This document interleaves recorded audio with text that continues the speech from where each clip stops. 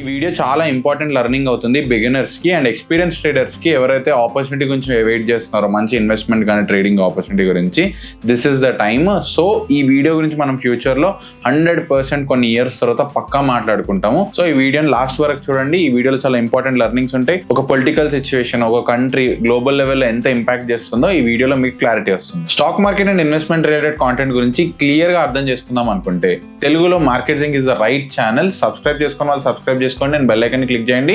Let's start the video. Guys, March mid లో Trump మీడియాలోకి వచ్చి India మీద కానీ చాలా కంట్రీస్ మీద మేము అనుకున్న రేంజ్ లో మీరేం తారీఫ్ చేయమని చెప్పి గ్లోబల్ లెవెల్లో మార్కెట్ అనేది రికవరీ అవడం స్టార్ట్ అయింది. అప్పుడు ఇండియాలో కూడా మార్కెట్ రికవరీ స్టార్ట్ అయింది. స్ట్రైట్ గా మార్కెట్ షూటప్ అవుతుంది. ఇన్వెస్టర్స్ ఇన్వెస్ట్ చేస్తూనే ఉన్నారు. సో సడన్ గా ట్రంప్ తారీఫ్స్ విధించే వరకు ఇది గ్లోబల్ లెవెల్లో ట్రేడ్ లెవెల్లో ఇంపాక్ట్ పడి ఓవరాల్ గా మార్కెట్ ఫాలో అవడం స్టార్ట్ అయింది. అండ్ ఈ తారీఫ్స్ వల్ల చైనా కానీ అదర్ కంట్రీస్ రెసిప్రోకల్ గా వాళ్ళు కూడా తారీఫ్స్ చేయడం వల్ల మార్కెట్ ఈ రోజు అయితే లిటరలీ 1000 పాయింట్స్ పైన పడిపోయింది. యూఎస్ లో అయితే ఒక 2 days లో 10% కరెక్షన్ అనేది మనం చూసాము.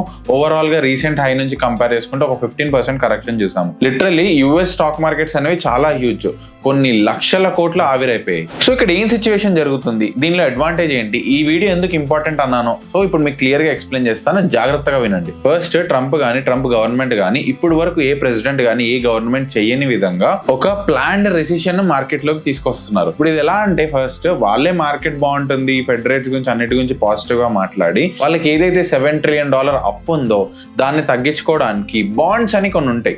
ఈ బాండ్స్ ద్వారా వాళ్ళు బెనిఫిట్ అవుదామని దాని మీద ఈల్డ్స్ కానీ ఇంట్రెస్ట్ తగ్గించుకుందామని చెప్పి ఒక ప్లాన్ రెసిషన్ ని మార్కెట్ లోకి తీసుకొస్తున్నారు. ఇది ఎలా అంటే, యూఎస్ లాంటి కంట్రీ ఎప్పుడు వేరే వేరే కంట్రీస్ తో విభేదాలు అలాంటివి పెట్టుకోరు. బికాస్ గ్లోబల్ లెవెల్లో యూఎస్ కి చాలా పవర్ ఉంటుంది. పొలిటికల్ గా కూడా వాళ్ళ సే చాలా కంట్రీస్ వింటాయి. ప్రెసిడెంట్ ఒక పెద్ద బోర్డు తీసుకొచ్చి మేము ప్రతి కంట్రీ మీద నోటికి వచ్చినట్టు తారీఫ్స్ విధించేసి మార్కెట్ లో ఒక రెసిషన్ క్రియేట్ చేస్తున్నారు. ఈ రెసిషన్ వల్ల ఏంటి, ఆటోమేటిక్ గా బిజినెసెస్ స్లో అయ్యి ప్రైజెస్ అనేవి హైక్ అవుతాయి. వీళ్ళు ఇన్ఫ్లేషన్ ని కంట్రోల్లో తీసుకొచ్చి ఆ టైంలో బాండ్స్ మీద బెనిఫిట్ పొంది ఓవరాల్ గా ఈ రెసిషన్ ద్వారా ట్రంప్ గవర్నమెంట్ వాళ్ళ అప్పులు కానీ మార్కెట్ ద్వారా బెనిఫిట్ అయ్యి దీన్ని ఒక ప్లాన్ రెసిషన్ గా ప్లాన్ చేశారు.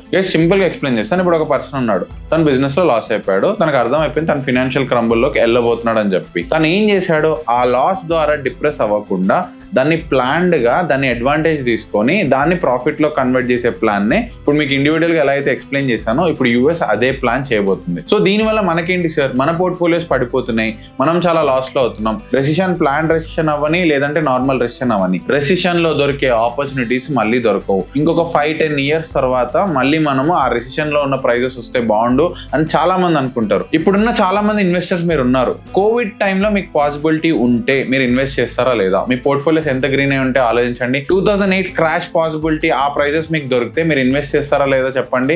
సో పాస్ట్ ని మనం తిరిగి తీసుకురాలేము, దట్ కాంట్ హ్యాపెన్. కానీ కరెంట్ లో అలాంటి ఆపర్చునిటీస్ వచ్చినప్పుడు మనం పాస్ట్ లో నేర్చుకున్న లెర్నింగ్స్ ఏవైతే ఉంటాయో వాటి ద్వారా మనం ఇన్వెస్ట్మెంట్ ప్యాటర్న్స్ లో ఇన్వెస్ట్ చేయాలి. సో ఇప్పుడు రెసిషన్ అనేది వస్తుంది, అది ప్లాన్డ్ అవని అన్ప్లాన్డ్ అవని, ఈ ఆపర్చునిటీని యూజ్ చేసుకోవడానికి ఎక్స్పీరియన్స్ ట్రేడర్స్ ట్రై చేయండి. అండ్ ఆల్రెడీ ఇండల్జ్ అయిపోయి మీ పోర్ట్ఫోలియోస్ లాసెస్ లో ఉంటే అవి గుడ్ కంపెనీస్ అయితే మీరు చాలా వెయిటింగ్ పీరియడ్ పెట్టుకోండి. ఒక 5-7 years హోల్డింగ్ పీరియడ్ మెంటాలిటీతో ఉంటేనే ఇప్పుడు మార్కెట్స్ లో ఇండల్జ్ అవ్వండి, లేదంటే ఎగ్జిట్ అయిపోయి బయటకు వెళ్ళిపోండి.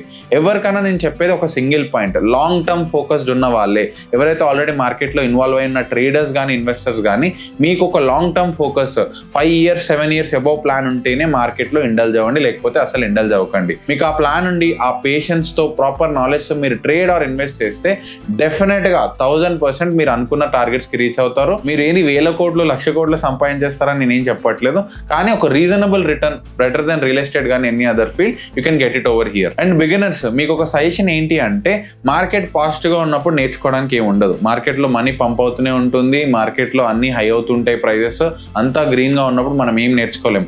మార్కెట్ లో ఇలాంటి బ్లడ్ బాత్స్, రెసిషన్స్, ఇలాంటి హ్యూజ్ కరెక్షన్స్ అవుతున్నప్పుడే చాలా లెర్నింగ్స్ వస్తూ ఉంటాయి. సో ఫేక్అవుట్స్ కి కానీ బ్రేక్అవుట్స్ కానీ మీరు మీ చార్టింగ్ లో కానీ టెక్నికల్ అనాలిసిస్ లో కానీ ఫండమెంటల్ అనాలిసిస్ లో ఇప్పుడు బాగా ఫోకస్ చేయండి. చాలా లెర్నింగ్ అనేది జరుగుతుంది, ఇది మీకు చాలా హెల్ప్ అవుతుంది ఫ్యూచర్ కి. సో బిగినర్స్ అందరికి నేను చెప్పేది ఏంటి అంటే, ఇలాంటి మార్కెట్స్ లో మీరు ఇన్వెస్టింగ్ అనే ట్రేడింగ్ ని కొంచెం దూరం పెట్టి పేపర్ ట్రేడింగ్ మీద ఫోకస్ చేయండి. మీరు ఎక్కువ ఇన్వెస్టింగ్ అనే ట్రేడింగ్ మీద ఫోకస్ చేసి మీరు ఏమైనా ఇండల్ చేయారంటే, ఇప్పుడు నేను సార్ చెప్తున్నారు కదా నేను తక్కువ ప్రైస్ లో చేసేస్తాను అంటే అంటే ఇలాంటి మార్కెట్స్లో కొంచెం ఎక్స్పీరియన్స్ కానీ అలాంటివి కావాలి.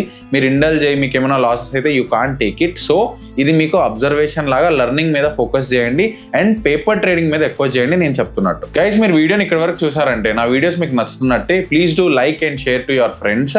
అండ్ మార్కెటింగ్ మీద ఫ్రీగా నాలెడ్జ్ పొందామంటే ఎవ్రీ వీక్ మీకు క్లియర్గా అప్డేట్స్ కావాలి అంటే సబ్స్క్రైబ్ చేసుకోండి అండ్ బెల్ ఐకాన్ని క్లిక్ చేయండి. See you in the next video.